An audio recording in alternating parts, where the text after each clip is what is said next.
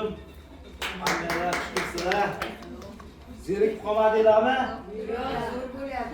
Yo'q, kelib qolmadimi? Yengilgina miyadan bitta papkacha ochib qo'yamizmi?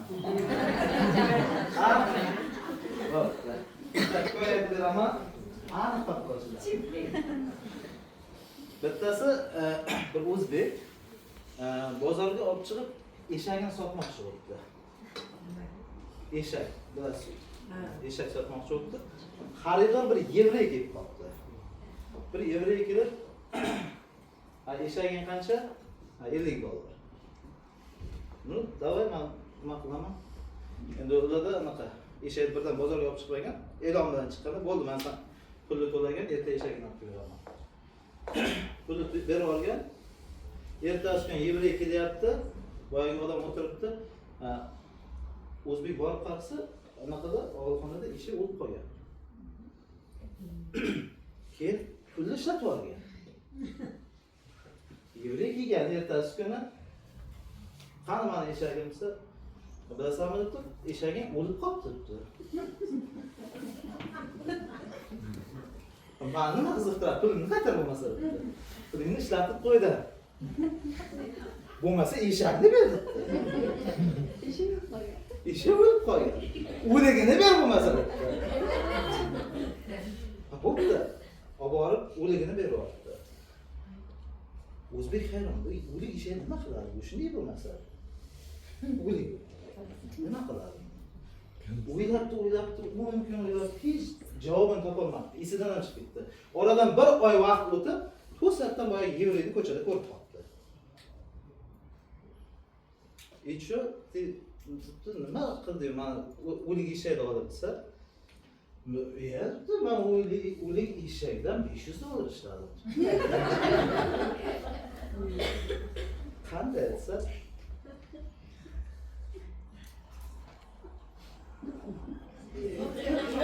Qarsa, shunday.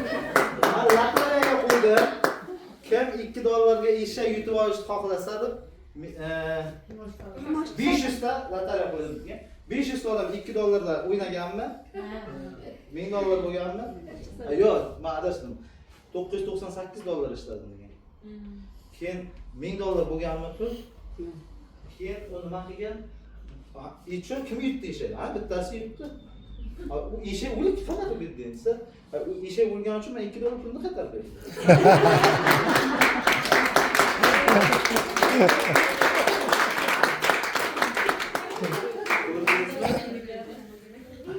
Sotuv bo'yicha, ishbilarmonlik bo'yicha bu narsani chegarasi yo'q. Imkoniyat har doim bor. Hatto agar kallan ishlatadigan bo'lsak, o'lik eshakdan ham pul ishlasa bo'ladi. Biz demak hozir tirik insonlar bilan ishlayapmiz. Bu tirik insonlarning ketidan bemalol million dollarlarda ishlashimiz mumkin ekan, to'g'rimi? Faqatgina bitta narsa, o'zimizda mana bu kallani salgina ishlatishimiz kerak. Mana bu yerda bugun birinchi marta ko'rib turganlar bormi? Bo'ldi, o'zim tanishtiraman. Ismim Sarvar, familiyam Tursonov. To'g'ri aytdilar, meditsina xodimiman, o'zimning xususiy klinikam bor. Tarmoqli marketingga kirib kelishim haqida qisqachagina aytib o'taman. Chunki men o'zim mavzuyim katta. Shuning uchun qisqagina aytib o'taman. 2014-yilda mana shu sitoy biznesga taklif qilishdi va men u yerda qiziqib ish boshladim. Ularning hamma gapiga ishonib, qiziqib ish boshladim. Va oradan 6 oy vaqt o'tgach, ularning gapi kabi men pul ola olmadim dedilar. Xullas, og'izdan chiqqan gap bilan amaliy narsa bir-biriga to'g'ri kelmay qoldi. Va men shu bilan set sohasidan umuman sovib ketdim. Va oradan 4 yil tanaffus o'tib, set degan narsani umuman chiqarib yuborganman. Polностью traditsionniy ishlab ketganman. Oradan 4 yil o'tib, men bir inson bilan tanishib qoldim. Bu inson menga setning mohiyatini tushuntirdi. Hech kim bu hayotda ikkita inson yoki kimdir o'z-o'zidan uchrashmaydi. Siz kim bilandir uchrashdingizmi? Yoki sizni bu biznesga kimdir taklif qildimi? yoki siz kimnidir borib taklif qilyapsizmi? Bu hammasi Allohning irodasi bilan bo'layotgan narsa. Har bir ishda xayr. Bu inson men bilan muloqot davomida setga nisbatan qanchalik meni nafratim kuchliligini o'sha aniqlab bo'lgan va kuzatuv shu darajada maromida olib borilganki, uzoq muddatli kuzatuv bo'lgan. Menimcha, men ustozimni eng uzoq davom etgan kuzatuvi men bo'lsam kerak. Chunki nimaga deganda, men nimadandir agar shunday ko'nglim soldim, bo'ldi. Qaytib u haqida eshitishni ham xohlamayman. Eshitmayman.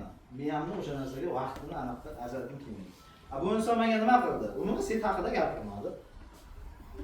Shunchaki Saroja agar aniq qilsangiz, klinikam bor. Birga o'sha yerda ishlaymiz degan taklif bilan chiqdilar. Xo'p. Sekin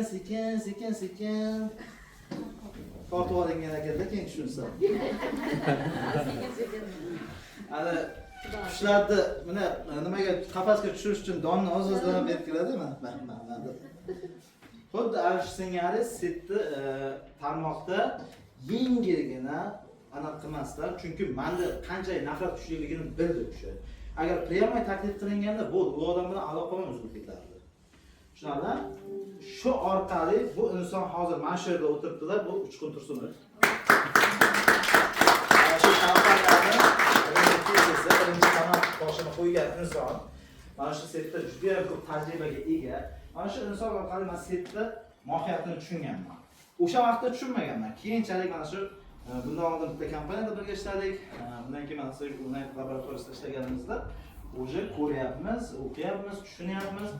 Endi men tushunyapmanki, u yerda juda ham kuchli kuzatuv bo'lgan ekan. Juda ham kuchli kuzatuv. Kuzatuvda agar o'sha joyda e'tibor qilgan bo'lsangiz, agar to'g'ri olib borgan kuzatuv natijasida yo'q so'zi o'z kuchini yo'qotadi va haga o'zgaradi. To'g'rimi? Ana shu narsa mening hayotimda o'zimda bo'lgan narsa. O'shaning uchun hech qachon umidingizni so'ndirmang. Kimgadir taklif qilayotgan bo'lsangiz, yo'q deyotgan bo'lsa, planni o'zgartiring, maqsadni o'zgartiring. Mana shu narsa. Azizlar, agar siz muammoni asl mohiyatini tushunib yetadigan bo'lsangiz, muammoni nimadaligini, asl mohiyatini tushunib yetadigan bo'lsangiz, muammoni 50% ga hal qildingiz degan. Xuddi shu singari, mana shu setda siz qanaqa agar hali o'zingiz xohlaganingizdek, kutganingizdek muvaffaqiyatga erisha olmayotgan bo'lsangiz, yutuqlarga erisha olmayotgan bo'lsangiz, buni siz muammolarni aniqlab olishingiz kerak. Demak, birinchi o'rinda siz ana shu nima muammolar sizni muvaffaqiyatdan to'sib qoluvchi biznesda xatolari haqida gaplashamiz. Bugun mana shu biznesda 8 ta xatosi haqida sizdan gaplashamiz. Keyingi slayd o'ting. Xo'p, birinchi sabab. İnsanlar bu biznesda jiddiy qabul qilishmaydi. Azizlar, men shu narsani boshlashdan bir narsani aytib qo'yay. Bu narsani yoki yozib oling, yoki diktofonga yozib oling. Chunki hozir hammasi esimda qoladi deganingiz bilan bir haftadan keyin bu ma'lumotlar 2% dan qolmaydi deysiz. Chunki hammamiz vaqt yo'qotyapmiz. Mana shu yo'qotayotgan vaqtimiz hammamizga manfaatli bo'lishi uchun yozib oling. Xo'p, insonlar bu ishni shunchaki qisqa muddatli ish deb o'ylashadi. Nimaga bunday o'ylashadi? Sababi oramizda traditsion biznes bilan shug'ullanayotganlar bor, tadbirkorlar. Magazini bor, qanaqadir, bunaqa insonlar bor. Xo'p, o'sha tadbirkorligingizni boshlashingiz uchun birinchi marta qancha miqdorda kapital kiritgansiz? $10,000. $10,000 $10,000. 40,000. 40,000. Kim bor endi? Tadbirkorlar. 10,000 dan boshlanadi, aka. 3,000.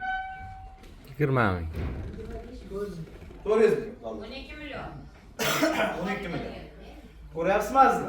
Hech qaysida kam summa yo'q. Qanaqa traditsion biznesni qilishingizdan qat'iy nazar, endi $10,000 o'zi qachondir kiritgan summalar. Hozirgi kunda normal agar do'kon ochaman desiz, $20,000, $30,000 dan kamiga agar kichikroq do'kon qurdira olmaysiz. To'g'rimi? Chunki inflyatsiya darajasi hamma narsani qimmatlashgan hisobiga pulni qadri o'tib ketgan. Endi qarang. Xo'p, siz $20,000, $10,000, $30,000 pul sarflab bitta do'kon ochdingiz. Endi sizga kim garantiya beradi u do'kon yurib ketishiga? Garantiya yo'q. Garantiya yo'q. $20,000lik, $10,000lik risk birinchi o'rinda. Endi a Ostatga mahsulot so'roqqa o'tib qoladi. So'roq o'tganini tashlaysiz. Bor. Mana sizda qancha o'zi riskingiz bor, qancha anaqangiz bor? Nalog, arenda, 6 oy tekin ishlash. Tadbirkorlar dabdobchilik ko'p. Modasi. Endi qarang. Nimaga insonlar bu biznesni jiddiy deb o'ylashmaydi? Chunki bizning miyamiz o'rganganki, qanaqadir jiddiy ish boshlash uchun bizga katta sarmoya kerak deb o'ylashadi. Katta kapital kerak deb o'ylashadi. $1000 ga biznes qilish, $1000 ketidan $1,000,000 topish haqida aqlga sig'maydi. Tushunarli? Xuddi boyagi narsada bitta o'lik eshakni orqasidan $998 ishlagan odam. Hozir nima bo'lganini aytib bilmasam, bittasi mana shu $998 bitta o'lgan eshak orqasidan ishlab tursa, hech kim ishonmaydi. To'g'rimi? Lekin jarayonni aytib bergandan keyin, bu shunday qilsa bo'lardi. Ko'ryapsizmi qanday? O'shaning uchun mana bu insonlar, bizlarning insonlarimiz mana shu bu ishni jiddiy qabul qilishmagani kam pul sarflanadi. Katta kapital ko'p kattaroq kapital kerak deb o'ylashadi. Mana shunaqa insonlar borki, biznesni boshlasam, u menga pul berishni boshlasa, keyin men bor jahdim bilan kirishaman. Bu xuddi nimaga o'xshaydi, bilasizmi? Do'konni ochib qo'ydingiz. Xaridor kelib eshik oldida ochilib tursa, keyin men borib do'konni ochaman deyishga bilan barobar. To'g'rimi? Endi siz do'konni aniq qilib qo'ydingiz, ochib qo'ydingiz. Ishlash jim bo'ladi. Soat 8 dan kechqurun soat 6 gacha aytaylik, to'g'rimi? Lekin siz kelyapsizda erta odam bo'lmaydi, balki. Nima qilaman men ertaroq? 10 da borsam mehnat. 10 ga kelasiz. Obedga nimadir ishingiz chiqib qoladi, yana yopib ketasiz. Yana kelasiz, bir 2 soat ishlaysiz, qaraysiz odam bilan ketaverasiz. Bu bilan ish bo'ladimi?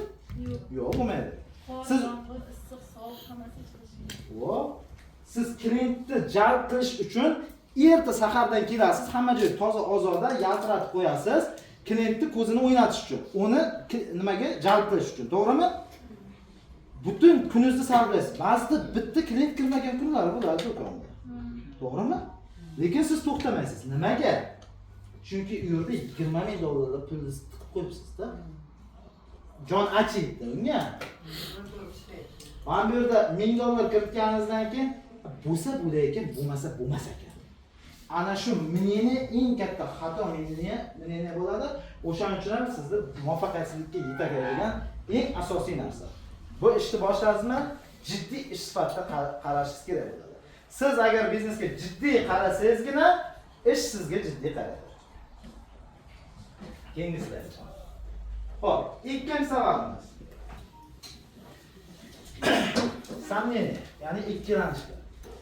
Insonlarda odamlarda bu statistika bo'yicha bolaligidan, yosh bolaligidan 17 marta yo'q so'zni eshitganda 1 marta ha so'zni eshitadi. Bunga tegishma, yukirma, chopma, kuyasan, undoq deb 17 marta отказ berganingizdan keyin 1 marta ha deykansiz xolos. Bolalarga. Va bu kelajakda natijada u insonni o'ziga bo'lgan ishonchini yo'qotib qo'yadi, polностью. O'shaning uchun men bu ishni boshlagandan keyin ikkilanish boshlanaman. To'g'ri qildimmi o'zi, noto'g'ri qildimmi? Men $1000 berardim, deydi. Men bu yoqqa $20,000 do'konni ochib qo'ysa, uxlayveradi unga. Kechqurun uxlaydi, ertaga boshqa o'tiradi. Lekin $1000 ga xarid qilib qo'ysa, bir hafta uxlamaydi. Agar kimdir nedayroq unga shu ishni ham qilasan desa, bo'ldi-da. To'g'rimi? Ikkilanish aynan mana shu biznesni qotili. Ikkilanish bu biznesni o'ldiradi. Chunki sizni o'zingiz ikkilangan inson qayerga borishini o'zi bilmaydi. Qayerga borishini o'zi bilmaydi. Siz dengiz o'rtasida turibsiz-da. O'ngga suzasizmi, chapga suzasizmi? Bilmaysiz, to'g'rimi? Bu ikkilanyapsiz. Natijada nima bo'ladi? Cho'kasiz. Tamom. Ikkinchi asosiy sabab mana shu. Ikkilanishlar qanaqasi?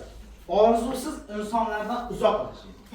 Shunaqa insonlar borki, o'tmishida nimadir vaziyat bo'lgan, qanaqadir negativ holatlar bo'lgan, qanaqadir depressiya, stress vaziyatlar bo'lgan. Hammamizning hayotimizda ham bo'ladi bunday narsa, to'g'rimi? Va ana shular natijasida orzularni o'ldirib qo'ygan. Ha, bo'lmaydi. Ko'chaga chiqingda yosh katta odamdan orzungiz bormi? Nima sen yosh odamsan? Orzusiz yashab bo'lmaydi. Orzusiz maqsad qo'yib bo'lmaydi. Orzu kerak. Agar yon atrofingizda orzusi yo'q insonlar bo'ladigan bo'lsa, ularni tozalang. Keyingisi, tasavvuringizdagi inson bo'lmaguningizgacha negativlar bilan tortishmang. Ya'ni siz o'zingiz tasavvuringizda qanaqa inson bo'lishni xohlaysiz? Robinmi, vitse-prezidentmi, oltin direktormi, kumushmi? Ha? Birinchi tasavvur. Ana shu inson bo'lmaguningizgacha sizga negativ berayotgan odamlardan tortishib o'tirmang. Befoyda. Chunki sizda hali natijangiz yo'q. Natijangizni ko'rgandan keyin tortishga hojat yo'q. Chunki u ko'rdi o'sha natijasini. Yodda tuting, kimdir qabul qiladi yoki kimdir yo'q. Boshqalar sizni kutyapti. Bu nima degani? Shunaqa insonlar bo'ladi. Prezentatsiya o'tkazgandan keyin fikrida o'ylaydiki, ha, o'ng tarafga buni qo'yaman, chap tarafga nomini qo'yaman, uni qo'yaman, buni qo'yaman, mahallamdagi ana o'rtog'imni a'zo qilaman, bo'ldi, men boyib ketaman, millionerman deydi-da, boradi, O'tkirjon deydi-ki, mana shu anaqa qilamsan. Ha, o'zing qil. Undan atkaz. O'zining akasidan atkaz, qarindoshlaridan atkaz. Bo'lgandan keyin nima bo'ladi? Sinadi shu. Sen bo'lmasang boshqasi prinsipida ish tutishingiz kerak. Sen bo'lmasang boshqa. O'shaning uchun mana bu xatolarni qilmaslik kerak.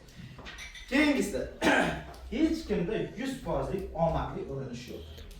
Bu nima degani? Elon Musk'ni hayotini qiziqib ko'rganlar bormi? Ha. Ha? Qiziqib ko'rgan. Yana kim?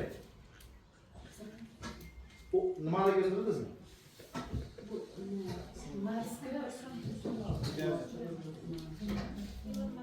Ungacha necha marta raketa portlab ketganidan kim xabaringiz bormi? Yo'q. Ha. Endi qarang. Hatto shu darajaga hozirgi kunda dunyoning eng boy tadbirkori bu boylikka erishgungacha necha martalab bankrot bo'lgan. Butun borini tikkan, bitta raketani yasaydi, butun borini tikadi, shunday osmonga uchiradi, bitta bo'ldi. Yo'q. Tushundingizmi? Bu degani hech kimda hozir sizda mana bu nima deydi? Hammani ideal bo'ladi-ku, idealingizdagi insonlaringiz bor-ku, o'sha insonga o'xshashga harakat qilasiz. Hammani ko'z o'ngida hozir ijtimoiy tarmoqlarda yurgan insonlar bor-ku, Elon Musk bor, Ronaldo bor, Tyson bor, to'g'rimi? Mana bu insonlar hech qachon bitta urinishda o'zida bunaqa bo'lib qolmagan. Hech kimda 100% удачный победник yo'q. Tushundingizmi? Bu bir necha martalab yiqilib turishlarni natijasi hisoblanadi. Yo'q, bu biznesingizning bir qismi xolos. Yo'qqa o'rganishingiz kerak. Agar hamma sizga ha deyaversa ham bo'lmaydi. Bittasi aytgan ekanda, hamma ham ha demaydi, ko'pchilik yo'q deyapti deganda, qora ishlarni ham qilishga kimlardir kerak degan. Tushundingizmi? Qora ishlarni ham qilishga kimlardir kerak bo'ladi. Tushundingizmi? Hamma ham mana setoy bo'lib ketsa ham bo'lmaydi. Qora ishlarni kimdir qilish kerak, to'g'rimi? O'sha uchun ham odam kerak. Fokusingizni atkazga emas, uning sababiga qarating. Nima uchun u atkaz beryapti? Boya Murod Rahmon boyani ko'rsatganda, sahna ko'rinish ko'rsatganda yo'qni eshityapti, to'g'rimi? Odamlar aynan ana shu nima uchun yo'q? Nima menga yo'q deydi, ha? Shuncha yillik og'aylar. Nima menga yo'q deydi? Fokusda yo'qqa emas, uning sababiga qarating. Nima uchun yo'q dedi? Sizda nima yetishmayotgan? Unda nima anaqa taraflari bor edi? Unda nega keyin qanday? O'shancha. Keyingi sabab. O'zi, пожалуйста, keyingi slayd. Xo'p. Uchinchi sabab ular, ya'ni muvaffaqiyatsiz tarmoqchilar biznesga taalluqli treninglarga vaqt ajratishmaydi. Trening bor, siz bu safar emas, keyingi safar bo'ladi. Keyingi safar so'rasangiz, yana keyingi safar bo'ladi. Tadbirga ham vaqti bo'lmaydi. Darsga chaqirsangiz vaqti bo'lmaydi. Hozirgi kunda hech bir qiladigan ish yo'q, lekin vaqti yo'q insonni tiqib ketgan. E'tibor qilsangiz, yon atrofimizda qiladigan tayinli bir ishi yo'q, lekin vaqti ham yo'q. Mana bunaqa insonlar muvaffaqiyatga erishmaydi. Agar siz biznesga taalluqli treninglarga keladigan bo'lsangiz, qancha ko'p bilsangiz, qancha ko'p qatnashsangiz, shuncha biznesingizni yaxshi tizimlashtira olasiz. Hammasi bilimga borib taqaladi. Qancha ko'p bilsangiz, o'z biznesingizni shunchalik ko'p himoya qila olasiz. Bilasiz, hozirgi kunda bozorda bir-biridan o'saman degan mana shu tarmoqlar, bizneslar ko'payib ketdi. Endi siz o'z komandangizni himoya qilishingiz uchun sizga bilim kerak bo'ladi. Bilim uchun albatta mana bunaqa treninglarda qatnashishingiz kerak bo'ladi. Va uchinchisi, qancha ko'p bilsangiz, o'zingizga bo'lgan ishonchingiz shuncha ortadi. Shakarning oqligini hamma biladi, to'g'rimi? Agar kimdir sizga shakar qora desa, nima deysiz? Oq deysiz. Yo'q, qora-ku sizlar. Yana oq deymiz. Qora-ku. Qora-yu o'sha.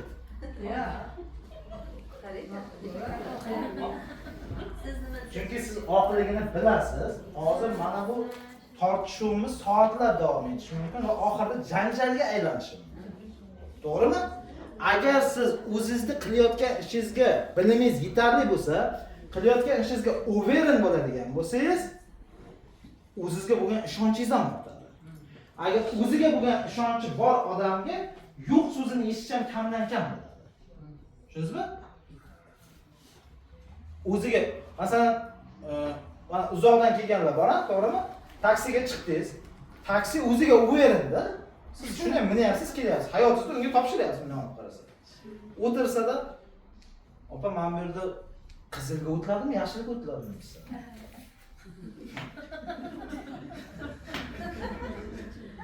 Chorraq ham keldi, qizilga o'tladimmi, yashilga o'tladimmi desa. U ikkilanyapti. O'ziga ishonchi yo'q. O'qimagan. Va siz ichingizda nimani his qilasiz? Men kim bilan kelyapman, o'zi deysizmi? Ha. Tushundingizmi? O'zingizga bo'lgan ishonchingiz ortib boradi. Keyingisi.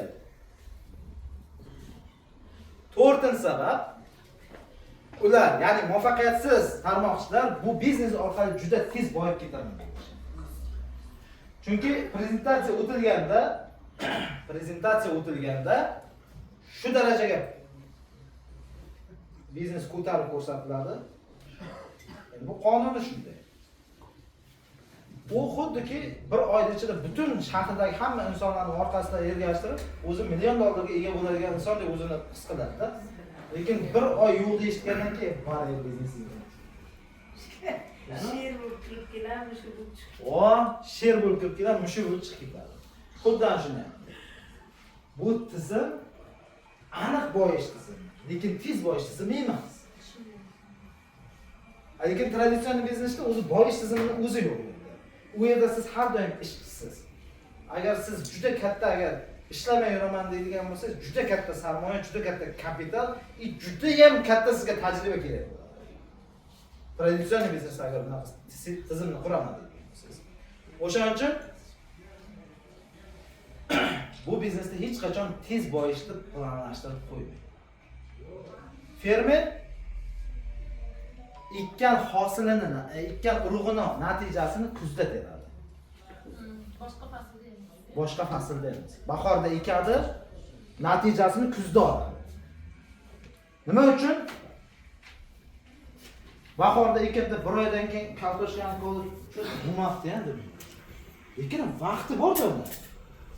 Necha oyda chiqadi kartoshka? 4 oymi? 45 kunda. Mencha dehqon emasman. Xullas qancha bo'lsa ham, xullas bugun ekkan narsangiz 1 oydan keyin chiqib qolmaydi. To'g'rimi? O'shaning uchun bugun ekdingiz, kuzgacha siz unga qaror berasiz. Suvini qo'yasiz, tagini yumshatasiz, o'g'it berasiz, mehnat qilasiz. Kechani kecha demasiz, kunduzni kunduz demasiz, issiqni issiq demasiz. Va natijada sizda qilgan mehnatingizga yarasha kuzda hosil terasiz. Hozir kuzda hosil termayapsizmi? Bahorda urug'ni yaxshi ekmagansiz. Selektor etmagansiz. Tagini yumshatmagansiz. Sug'ormagansiz. Chuqurroq haydamagansiz. Tushundingizmi? O'shaning uchun mana bu narsa juda ham muhim. Siz ertaga komandangizdan nimani olmoqchi bo'lsangiz, hozir ekayotgan urug'ingizga boqing. Hozir ular uchun qilayotgan mehnatingizga boqing. Bilamiz, bu yerda hamma katta maqsadlar, katta natijalar uchun kelgan. Katta natijalarga erishish uchun hozirdan terga to'kish kerak. Xo'p, insonlar shunchaki hosilni yig'ib olishni yoqtirishadi, lekin daraga chiqib sabab urug' ekib mehnat qilishga yoqtirishadi. Insonlar o'zi shundayda, o'zimiz insonni tabiati shunaqa. Voh deysiz, bu biznes shuncha pul bor ekan, men qilishim kerak, men zo'r bo'lib ketaman, u bo'lib ketaman, bu bo'lib ketaman. Lekin o'ydan chiqmasdan o'tirgansiz. U ham bo'lmaydi-da, to'g'risida. Prezentatsiya qo'ymasangiz, xarid bo'lmasa, trening o'tmasangiz, qanaqasiga u narsa bo'ladi. Harakat qilmasangiz. Bahorga ekdingiz, hozir urug'ni zo'rini olib keldingiz, 5 soat olib keldingiz, yerga ekdingiz. Men kelaman, toqqa ketdim, kelaman kuzga, hosilni maqol olaman siz. Qo'rib ketadi. Aramang. Agar siz katta organizatsiya tashkil qilib, katta tizim quraman desiz, buni to'loviga tayyor turishingiz kerak. To'lovi nima? Bu biznesda qilganingizda birinchi eng kuchli qarshilik bu oiladan bo'ladi. Bu oiladan bo'ladi. Sababi siz biznes qurganingizda siz vaqtga qarab ishlay olmaysiz-da. Narxga qaramay olish uchun vaqtga qaramay ishlash kerak bo'ladi. Bu degani siz biznesingizni tashkil qilish uchun kerak bo'lsa 3 soat, 4 soat uxlaysiz, qolgan hamma vaqtingizni biznesingizga sarflaysiz. Kuniga 4 soat sarflab biznesni zo'r qilib qura olmaysiz.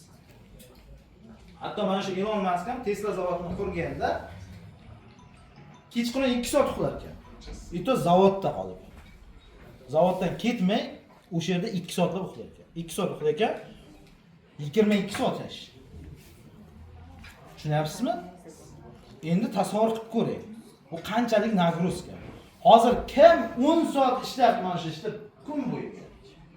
10 soat ishlayotgan odam bormi? Tinimsiz. Yo'q, anaqa. Unaqa full time tan olishingiz kerak. Agar siz kuniga 10 soat fokusni shunga qarab ishlaydigan bo'lsangiz, bundan juda ham katta, juda ham zo'r natija olasiz. Har qanaqa biznesdan xuddi shunaqa. Xo'p, oiladan qarshilik bo'ldi. Endi yo'qotishlar bo'ladi. Masalan, mana shu treningga kelyapsiz, bar xarajat qilasiz. Yo'lga xarajat qilasiz, mehmonxonaga xarajat qilasiz, qarindoshlikka kelsangiz, bozor uchun, to'g'rimi? Xarajat. Mana bu hammasi bu biznesga to'lov. Biznesga to'lov. Sizda har bitta qilayotgan mana bu moddiyat uchun qilayotgan xarajati sizga kamida 10 barobar bo'lib ketadi. Shuni. Xo'p. Beshinchi sabab ularning fokusi tarqoq. Ya'ni muvaffaqiyatsiz tarmoqchilarning fokusi tarqoq bo'ladi. Ya'ni qilsammi, qilmasammi yoki bitta kompaniyada ishlamaydi, bir nechta kompaniyaga ishlaydi. Agar sizning fokusingiz qanchalik tarqoq bo'ladigan bo'lsa, sizning natijangiz ham shunchalik tarqoq bo'ladi. Fokusni agar bitta nimaga qaratadigan bo'lsangiz, natijangiz ham o'sha yerdan zo'r natija olasiz. Hamma muvaffaqiyatli insonlarning fokusi bitta ishga qaratilgan bo'ladi. Misol uchun, bitta muzika ham gitarani, ham pianinoni, ham doirani, ham surnayni mukammal chalishi mumkinmi? Yo'q, to'g'rimi? Bitta muzikanki yo bu doirani berasiz, u faqat doira bo'yicha mutaxassis bo'ladi, yo bittasiga gitara berasiz, u faqat gitarist bo'ladi. To'g'rimi? Bu biznesda ham xuddi shunaqa. Ko'p insonlar mana shu muzikantga o'xshaydi, keladida, pianino ovozi yoqib qoladi, pianino chalib ketadi, gitara ovozi yoqib qoladi, gitara chalib ketadi, doirani ovozi yoqib qoladi, doira chalib ketadi va oxirida hech qaysida bir professional bo'lmaydi. Bizning tabiatimizda shunaqa bir narsa borki, marja qayerda yuqori bo'ladigan bo'lsa, odam o'zini o'sha qo'yib qo'yadi. Marja qayerda yuqori bo'ladi. Hozir mana shu yerda ishlayapsiz, ko'rgansiz, siz taklif qilgan insonlar natijasini, liderlarning yutuqlarini ko'rgansizda va ularning yutug'iga qarab bu yoqqa aniqlaysiz. Lekin shunaqa insonlar bor, shota bu yerda yo'qlarni eshitgandan keyin bitta qanaqadir bir magazinda yaxshi narxani ko'rib qoladi, foydani ko'rib qoladi yoki apteka sohasida yaxshi foydani ko'rib qoladi, u yoqqa qarab ketib qoladi. Mana bu juda ham xato narsa. Fokusni agar bitta yoqqa qaratib, bitta yoqqa kuchingizni beradigan, energiyangizni beradigan bo'lsangiz, aynan o'sha ishda siz muvaffaqiyatga erishasiz. Keyingi savol. Xo'p, oltinchi sabab ular bizneslarini tanishtira olishmaydi. Ya'ni muvaffaqiyatsiz tarmoqchilar o'z biznesini tanishtira olmaydi. Bunga nima sabab? Birinchidan, tortinish. Agar siz bu biznesni mukammal qilmoqchi bo'lsangiz, lug'atingizdan uyat so'zini olib tashlang. Tortinish degan narsani olib tashlang. Kimgadir men bunga qanday aytaman degan narsani olib tashlang. Ikkinchisi, g'urur yo'q. O'tmish bilan yashaydiganlar bola, o'tmishda bir zo'r ishni qilib qo'yadi-da, bo'ldi, ana shu ish bilan yuraveradi. Men yoshligimda mana bunaqa qilib qo'yganman. Men bunaqa qilganman, men bunaqa qilganman. Bitta kimgadir biznes taklif qilish bo'ladigan bo'lsa, men bunga biznes taklif qilaman. Kim deydi? Bunaqa g'urur degan narsa ham sizni biznesingizni rivojlantiradi. Va noto'g'ri taklif. Noto'g'ri taklifda sahna ko'rinishlari davomida kuzatdingiz va o'zingiz noto'g'ri joylarni topdingiz. Va keyingisi istagan narsangizga siz fokus qarating va aynan o'sha ishda siz muvaffaqiyatga erishasiz. Buni qandayligi muhim emas. Qandayligi muhim emas. Siz aynan nimani yurakdan xohlaydigan bo'lsangiz, qanday komanda tuzishni xohlaysiz? Komandangizga kimlar bo'lishini xohlaysiz? Nechta gold direktor, nechta kumush, nechta izumrud direktor bo'lishlarini xohlaysiz? Aynan shu narsaga fokusni qarating. Fokusni shunga qaratib, maqsadni shuna qilib qo'yadigan bo'lsangiz, sizni ishingiz ham shunga qarab ketadi. Bu orada bir hikoya esimga kelib qoldi. Bittasi zo'r bog' quribdi-da, zo'r bog' quribdi-da. Bog'ni ichiga kirsiz haqiqatda dam olayotgansiz. Kirsiz ichida bahor gullar, har xil gullar, daraxtlar, mevali daraxtlar, manzarali daraxtlar shunaqa qilib chiroyli o'zini anaqasini shunaqa qilgan ekanda. Lekin oradan nimadir bo'libdi-yu, bog' qurishni boshladi. Bog'ga o'zi alohida bog' bor, bog' boshqasi bor. Bog' qurishni boshladi. Boyagi boy bog'bonni ishdan bo'shatib yubordi. Sen yaxshi qaror olmading, bog' qurishni boshladi. Bog'bonni ishdan bo'shatib, boshqa bog'bonni ishga oldi. U ham qiladi, qurish davom etdi. Va chet ellardan qimmat-qimmat bog'bonlarni olib kelishni boshladi.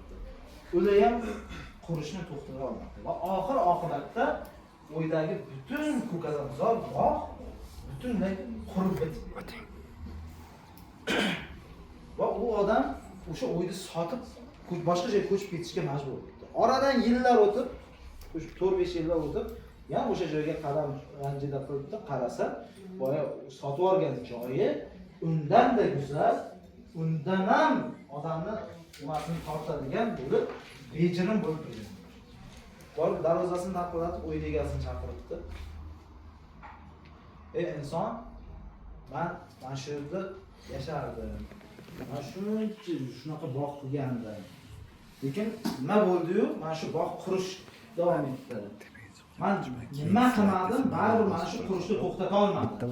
Sen nima qildingki, bu gullar shunchalik davom etib ketdi desa, chunki bu yerda men borman.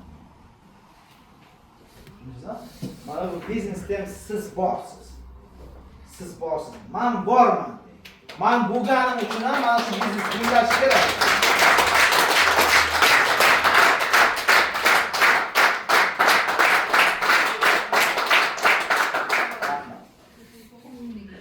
Keyingi sabab bu tuzora ketgan sabab. Deb qo'madinglarmi? Yo'q. 7-sabab. Ular kelajakka nazar solmaydi. Azizlar, muvaffaqiyatsiz insonlarning 3 ta asosiy xatosi bo'ladi. Birinchi xatosi yozib ol. Birinchi xato o'tmish bilan yashash. Shunaqa insonlar borki, o'tmishda bo'lib o'tgan depressiya vaziyatlarini, stressiy vaziyatlarni olib, yelkasiga yuk qilib olib va mana shu yuk bilan yuraveradi. Bu yuk biz yashaganimiz sari yana bitta ish orqamizga ortilaveradi va bizni bukib qo'yaveradi. Va oxir oqibatda go'rga tushadi. O'shaning uchun o'tib ketgan narsani o'tmishga tashlang. Nima bo'lgan bo'lishidan qat'iy nazar. Kelajakka bo'lgan ishonch bilan yashang. Oldinga qarashni o'rganing. Hayotimizga kelgan har qanday stressiv, depression vaziyatlar bular bo'lishi kerak. Nimaga menga bo'ldi? Nimaga undoq bo'ldi? Nimaga bundoq bo'ldi deb o'zingizni bekorga keladi. Bo'lish kerak edi, bo'ldi o'sha narsa. Shunchaki kuling. Shunchaki hayotga, muammolarga kulib qarang. Kulib qaraganingiz sari sizdan pozitiv energiya tarqaladi.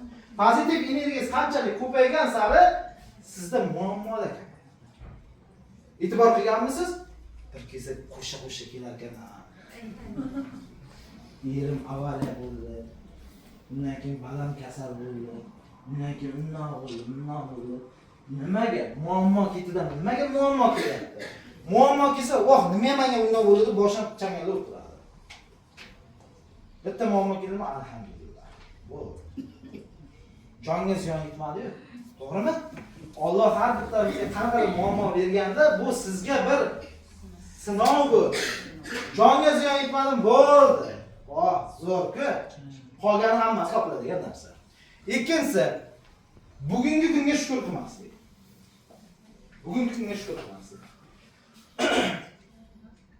Siyosatda ayblaymiz.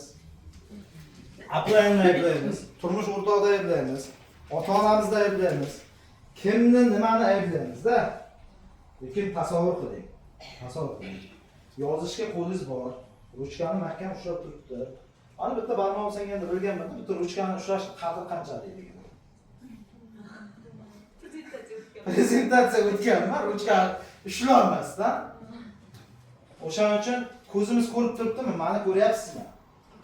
Quloq eshityaptimi? O'tirib tura olyapmizmi? Mana shu yergacha qadamlarimiz yurib keldimi? Bo'ldi, alhamdulillah, shukr qiladiki, arzirgan milliardli narsamiz bor. Bo'ldi, qolgan hammasi o'rin.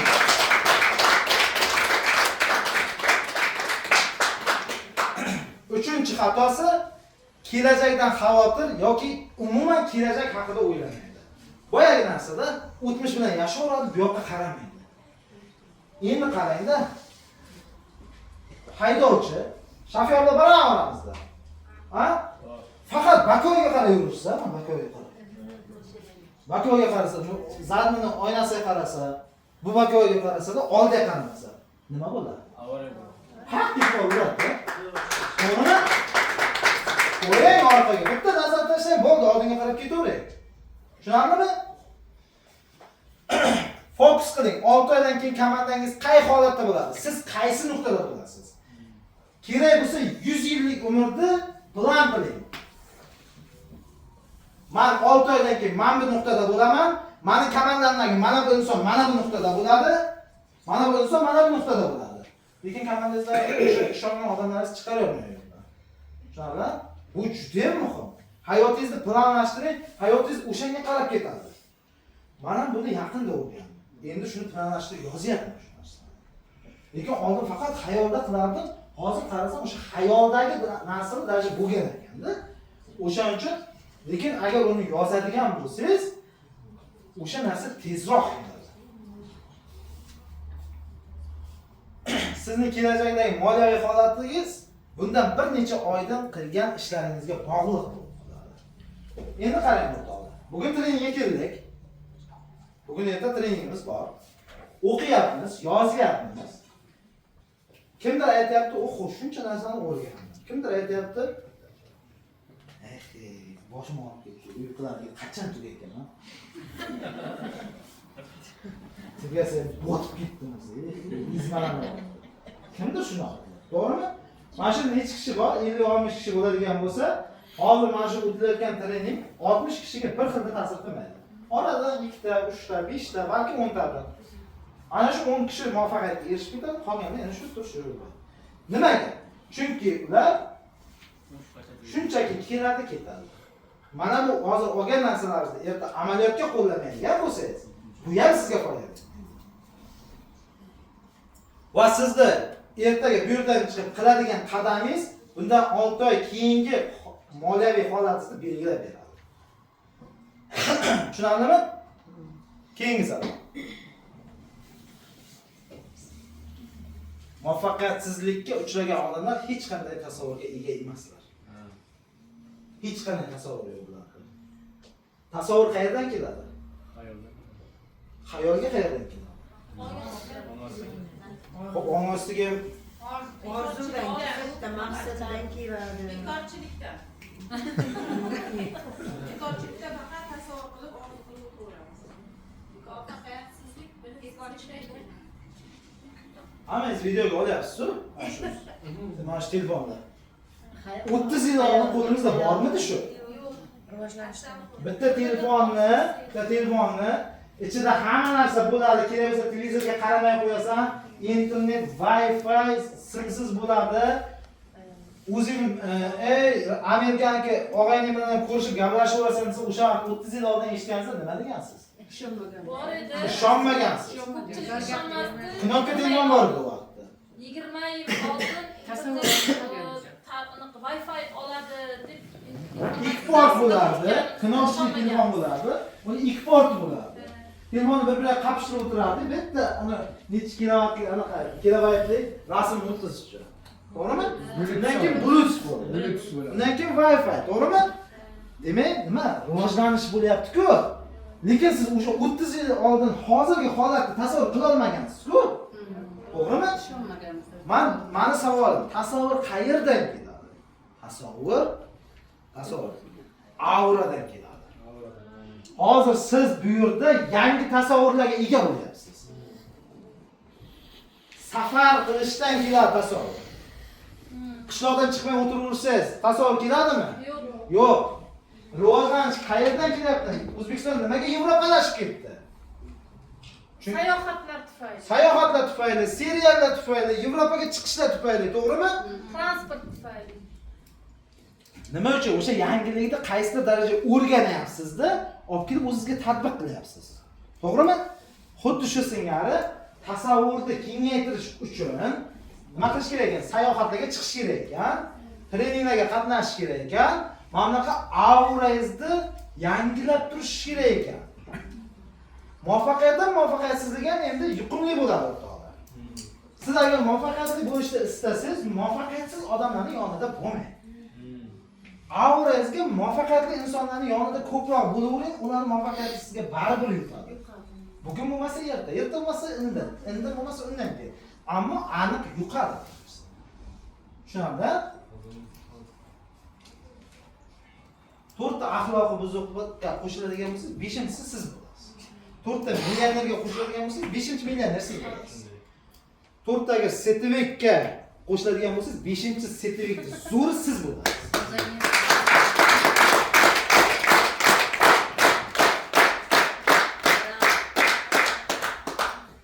O'shaning uchun azizlar, bitta narsani to'g'ri tushuning. Hayotimizga bo'layotgan har bitta narsa hayotimizda 3 bora paydo bo'ladi.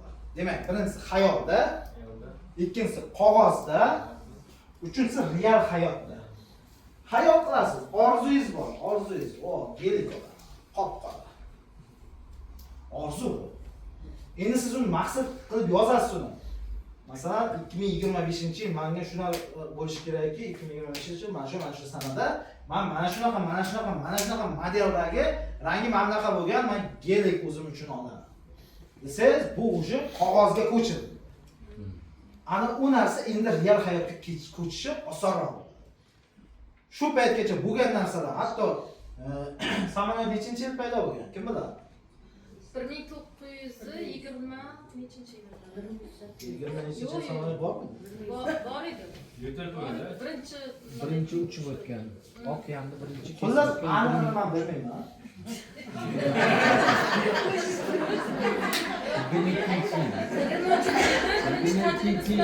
Lekin ana shu samolyot bo'lgangacha o'rtada eshitamiz.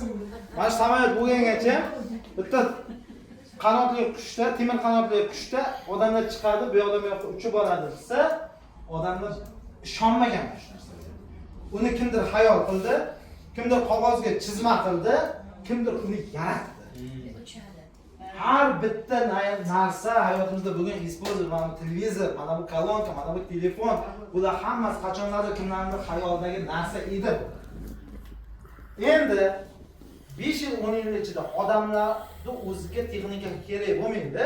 Bitta jaket kiyadi, shunday uchib ketaveradi. Siz ishonasizmi unga? Hozircha ishonmayman. Hozircha ishonmaysiz. Lekin bitta mana roylarni ko'ryapsiz-ku. Yana shisha zavodi boshlanyapti. Shunaqa narsalar chiqarilyapti. Agar o'sha haqiqat bo'layotgan bo'lsa, hozir masalan tasavvurni ochib qo'yish kerak-da. Yo'q, bunaqa narsa bo'lishi mumkin emas deyishga haqqimiz yo'q. Chunki ilm fan rivojlanyapti, to'g'rimi? Tasavvurni ochib qo'ying, hamma narsa bo'lishi mumkin. Oddiy misol dron yasaldi. Hozir hech kim bilmaydi-ku misol. Dron emas o'sha, men hozir aytayotgan narsani mana Xitoyda qilishyapti shu narsani. Qanaqadir o'sha vodorod bilanmi yoqyapti, o'sha yonganni hisobida odamni o'zi uchun. Endi uni takomillashtiradi. Shuni men tomirga nima qiladi, bog'laydi-da. Sizni fikringiz qayoqqa qolsa, o'sha qarab uchib boraverasiz. O'ngga qarasangiz, o'ngga buriladi, chapga qarasangiz, chapga burilib ketaveradi. Bo'lishi mumkin bu. Balki 5 yildan keyin, balki 10 yildan keyin. Mana bu probka ketishi natijasi, probka bo'lish natijasi har bir uchadigan mashinada bo'lib ketadi. Agar hayot bo'lsa, inshaalloh ko'ramiz. Chunki rivojlanish juda ham tez ketadi. Ko'ryapsiz. Umuman aqlga sig'maydigan narsalar bo'lib ketadi. O'shaning uchun hech qachon o'zingizda bu narsa bo'lishi mumkin emas degan ishonch kerak-da. Ishonch bo'lsa, hammasi mana bu narsalar bo'lishi mumkin. Savollar bormi? Yo'q.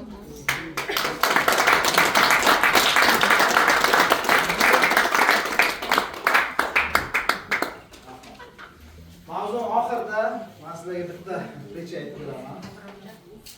Mana shu yerda hozir mana shu tanlagan yo'lni 100% to'g'ri deb biladiganlar bormi?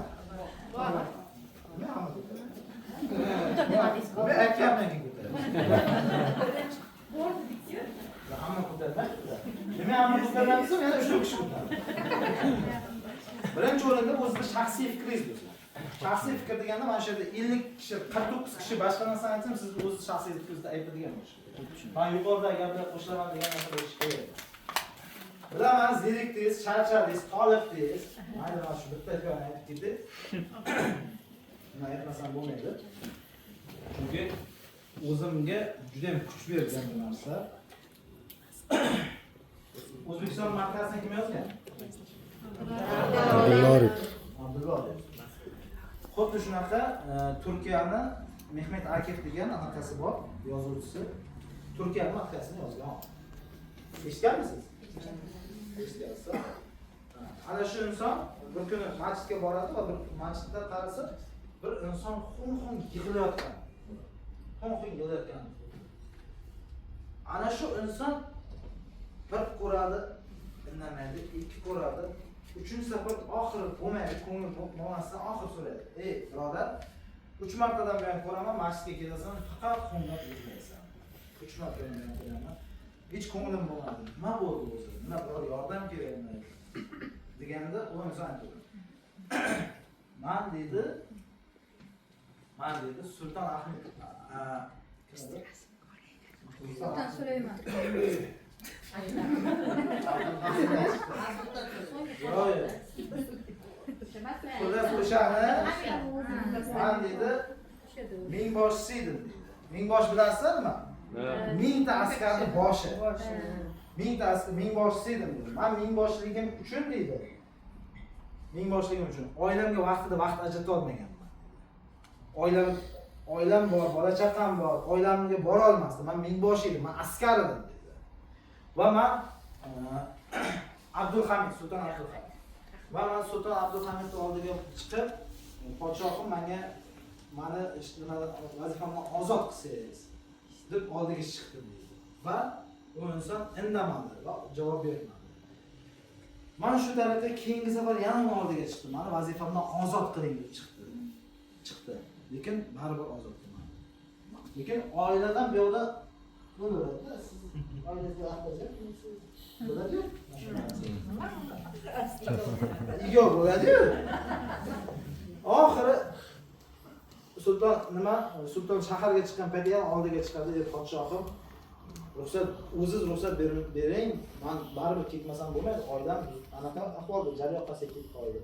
Yo'q bo'lsa Sulton shunday qarab turadi-da, hech so'z demasdan shunday bo'ldi. Ketdi. va oradan bir hafta o'tadi. Bir haftadan keyin u ajib bir tushda ko'radi. Shunda payg'ambarimiz tushiga kirgan bo'ladi va boyagi 1000 ta askar bor-ku. 1000 ta askar alg'ov-dalg'ov, unisi u yoqqa ketgan, bunisi bu yoqqa ketgan, bunisi bir-birini pichoqlab qo'ygan tushda bo'lyapti mana shu. Boshlig'i yo'q, bosh yo'q. Va boyagi payg'ambarimiz aytadi, bu inson o'zini vazifasidan aniq qilgani bizlarga emas. Shunday aytadi. Va u inson mana shu darajaga ta'sirlangan, mana shu darajaga xato ish qilib qo'ydim deb kelib masjidda tavba qilyapti. Tushundingizmi? Bu qissadan hissa o'tadi. Nima uchun bo'lmasa? Hozir bu biznesda ishni boshladingiz. Hech kamida pasingizda, o'ngingizda, chapingizda odam bor, hamma. Mana bu insonning boshi sizda. Siz taklif qilgansizda. U inson sizga ishonib kelgan-da bu yerga. Tushundingizmi? Ana o insonning mas'uliyati sizning bo'yingizda. Siz o insonga ishonch berib bir yo'lga yetaklab chiqdingiz. Uni aro yo'lda qoldirmang. Tushunarli? Mana bu narsa tushdi. Sizga